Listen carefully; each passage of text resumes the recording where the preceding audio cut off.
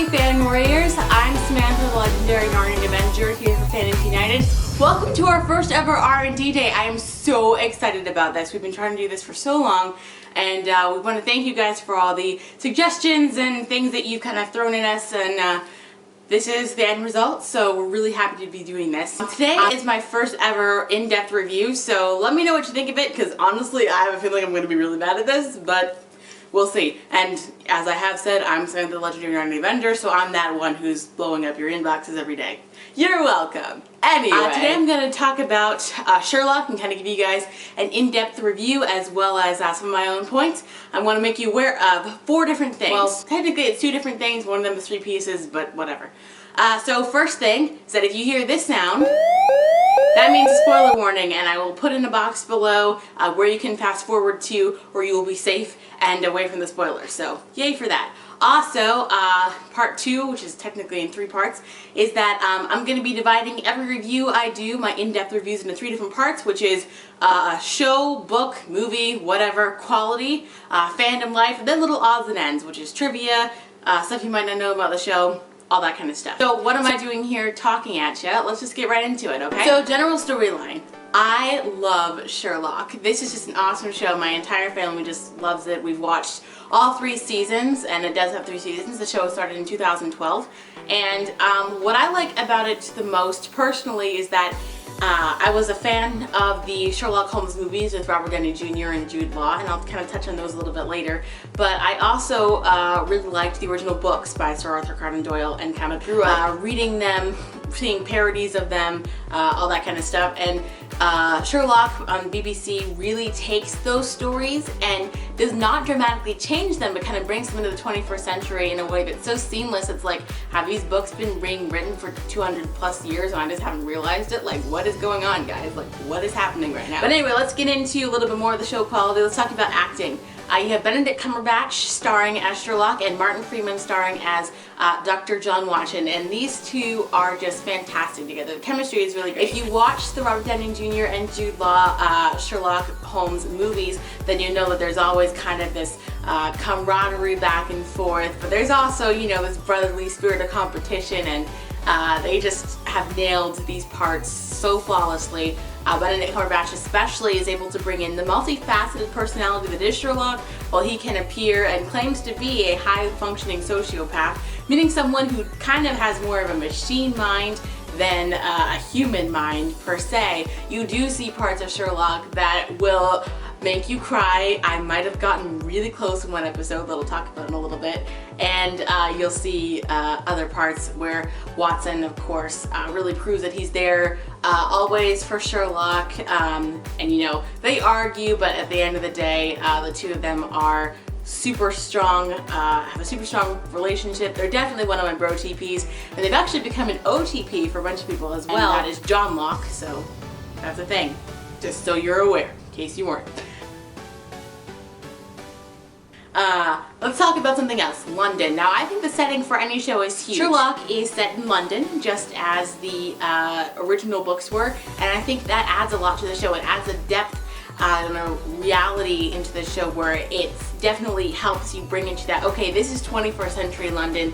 These are the problems that Sherlock has to face now in a new day and age, and Sherlock himself has evolved with the city alongside with Watson.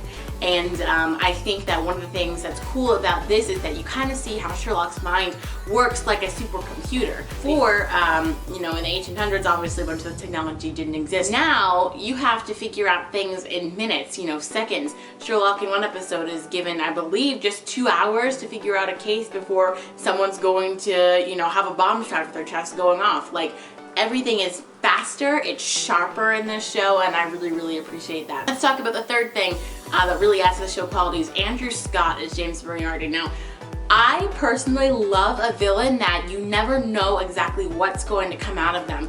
Kind of similar to the Joker and Batman or Janine in Divergent, they're kind of also have that sociopathic sense where they separate, you know, move like more like a machine, kind of like Sherlock does, which is another thing in the original stories that Sir Arthur Conan Doyle kind of hinted at. You know, Sherlock and Moriarty are two halves of the same coin, and it's actually mentioned in some of the episodes. Andrew Scott does an amazing raw performance as Moriarty. He's able to kind of, you know, fluster, and you know, he'll be talking in a normal tone of voice 1 second, and then all of a sudden he'll be screaming, you know, whatever, and I just find that really awesome about the show. And he has an amazing performance and an incredible stage presence, and I think you guys are really gonna like that. I just want to touch on a little bit of the rest of the cast. Now you could say, okay, Sherlock, Moriarty, Watson, the woman, okay, those are your 4 main characters. Supporting cast is like, they're supporting cast. Not here. Every second that these actors and the supporting cast spend on screen is really, really great. Anna Stubbs plays Mrs. Hudson, the landlady for 221B Baker Street, and you just kind of see how she and Watson and Sherlock have this kind of almost, you know, mother-son relationship where she'll do anything for them and they'll do anything for her, and that's really awesome to see. You have Rupert Graves as Detective Inspector Lestrade, but I do think that he does bring some of the hilarity into the show also, as, you know, Sherlock can be praising him for something that he did and insulting him for something else stupid that he said in the same sentence, and he's kind of like, what? Like, what just happened? I don't know. Mark Gatiss, he's actually one of the writers and producers of the show, but he plays Sherlock's older brother, Mycroft, and totally does a really great job of also showing how Mycroft and Sherlock both have a similar brain. They're both super smart, fast, you know, sharp, but there's a difference between the way that they kind of interact with people, and Mark Gatiss does a great performance as Mycroft. You have Louise Brealey as the ever-crushing Molly Hooper, and you do kind of see her kind of, you know, fangirling over Sherlock, basically what any of us would do if we met Benedict Cumberbatch in real life, TBH, and she's just an awesome character to have in there. Another thing that I do want to point out is that Sherlock does have a heart, and I think in some productions of, and you know, translations of Sherlock's character, that's kind of lost a little bit, but you do see there's one episode in particular where Sherlock is speaking at a wedding, and he kind of, you know, does allow some emotion slip in there, and there are lines like, John, I don't have friends, I have one, singular, not plural, and I do think that lines like that really do show that Sherlock does care about Watson and other characters. Okay, so that was show quality. Let's talk a little bit about fandom life. In my estimation, and I mean, I can't deny them, there's Sherlockians be cray, and I'm one of them, and I'm proud to be.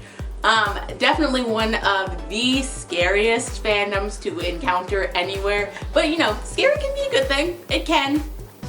It also can't.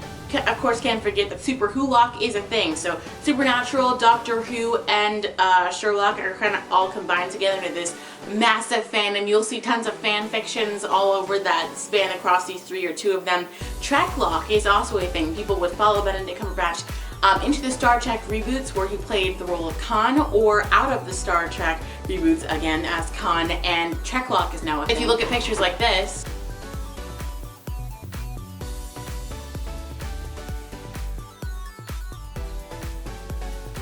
then you can see that that is very much a thing. Learn something new every day. One thing about fandom life is that people will follow Benedict and Martin into different fandom universes. I kind of touched on following Benedict, but Benny and Martin are now going to be in 3 different fandom universes. Benedict Cumberbatch did the motion capture for the character of Smaug the dragon in the Hobbit movies, and Martin Freeman, of course, played everyone's favorite Hobbit. Well, he might not be everyone's, but that's another good tell it for later, actually. One of our favorite Hobbits, Bilbo Baggins, in that movie franchise. We also know that Martin Freeman was cast in some capacity to be in Captain America: The Civil War movie, which is going to be coming out really soon, and I'm really excited about that. And Benedict Cumberbatch got cast as a titular character of Doctor Strange, so that's going to be really awesome to see. And hopefully their paths will intersect. Will they? I don't know. What do you think? Let's talk about pros and cons of the show as kind of a little bit of the odds and ends. There's only 3 episodes of Sherlock per year. Like, you can see a horrible show have like multiple seasons and it's like, why is this still a thing, guys? Like, I don't understand. But one of the best, in my estimation, TV shows on air today only has 3 episodes a year. What is life? I don't know. I do think that because of that, the fandom can get a little, you know, after it ends, everyone's on withdrawal, and it's like, life, what? Explosions, like that kind of, you know, fangirl, fanboy, crazy stuff going down. And I'll post a link to a BuzzFeed article that kind of shows a little bit of this, but Sherlockians be cray, and I'm one, and I'm absolutely cool with that. Okay, let's also talk about the fandom. As I mentioned, Sherlockians be cray, but we are so loyal, like I can't. Sherlock actually kind of takes some fan fiction ideas, some, you know, non-canon or headcanon ideas, and kind of asks you, you know, speculate, like as a viewer, okay, how do you think this and this happened? And just an example of that, towards the end of season 2, there was an episode called The Reichenbach Fall, and in that, Sherlock falls off a roof, and I'm not going to tell you who was involved in that, but he falls off a roof to save John, Watson, of course, and that's a whole other story for another time. But that episode was super important because when season 3 came back, there were all these speculations on, okay, Sherlock's obviously not dead, so how did he survive? How did this happen? And there were a bunch of different points in the episode where people were imagining like how it happened. And so there's a bungee cable in one, and there's a dummy falling instead of Sherlock in another one, and you know, you'll see this kind of things all over the internet, and I'll post a link in the description to some of those, but that's just an example. Welcome back. That was a really long spoiler, but you'll thank me for not spoiling it for you. Excellent writing.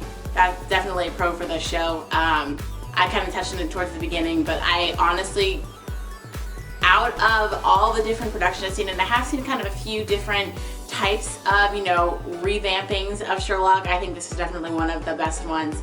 I'll do another video on kind of comparing the Robert Downey Jr., Jude Law movies to Sherlock and kind of see which one is better. In my estimation, I don't think that there is a better one because you kind of have to separate them into, you know, 1800s London, 21st century London, you know, all these different things that come into play, and so we'll talk a little bit more about that in another video. One con to this show that I do have to mention, because I know we do have some younger fan warriors out there. This is a pretty tame show, but if you're going to watch it all the way through, I would skip season 2, episode 1, A Scandal in Belgravia. Now, if you read the original stories, and you know that that's the story that introduces Irene Adler as a character, otherwise known as the Woman, and you know, bringing the stories into the 21st century kind of had to bring in a 21st century twist, and they did that. But even me as a 16-year-old girl, I was like, whoa, guys, okay, what, oh. So obviously you do you, I'll do me, and yeah, but just a heads up on that one that there is some definite PG-13 stuff in there, and I'm like, okay, guys. That's okay. One other con about the show is that everything's a spoiler. These are basically feature films that you're watching when you watch an episode. So, you know, you can't really be like, oh, you know, if I skip to that one, then I'll be fine because all this stuff, you know, I'll just read a review of it. Really, if you want to get into it, I would just suggest watching the whole thing all the way through and, you know, try to definitely watch all of them and watch them in order, because otherwise you're probably going to be royally confused. So that's pretty much it for my overall in-depth review of Sherlock. I hope you guys enjoyed it. One quick little thing I wanted to mention is that you see this fantastic board back here? It includes my white card, which I made for our celebration of getting 10,000 fan warriors. What is life? And if you haven't watched that yet, go do it. Like, pause me. I'll be fine, I promise. I'll get through it, just pause me. Okay, thank you for coming back. It's also going to give you guys a little bit of a hint of what might be coming up. Don't ignore the shield, ignore my shield, it's just more fandom awesomeness. But there might be a little bit of a hint about what's coming up. So you might see something back there that'll give you a little bit of hint to our next review, and there always will be something up there in that corner or this one over here that will give you a little clue as to what's coming next. So, be looking forward to that. I want to thank you guys for watching and subscribing to our channel, because you have subscribed, right? If you haven't yet, please do subscribe, and if you're not following our main page, there's going to be links in the description below, of course.